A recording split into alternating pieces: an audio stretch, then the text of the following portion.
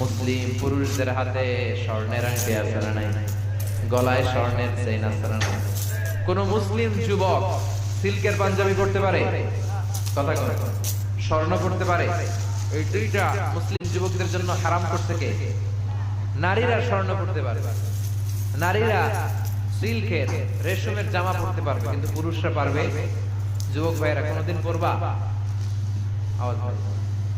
এই যুবকেরা কোনদিন স্বর্ণ পরবা? রেশমের কোন কাপড় পরবা? হারাম। জান্নাতে গেলে তোমরা রেশমি কাপড় পরবা। The dress will be in Jannah green fine silk with gold embroidery. যারা জান্নাতে যাবে তাদের পাতলা সবুজ রঙের সিল্কের কাপড় দিয়ে পোশাক বানানো হবে, যেখানে স্বর্ণের গোল্ডের এমব্রয়ডারি করা ডিজাইন থাকবে। আবার প্রত্যেক জান্নাতীদের হাতের মধ্যে ব্রেসলেট, স্বর্ণের ব্রেসলেট পরিয়ে দিবে কে?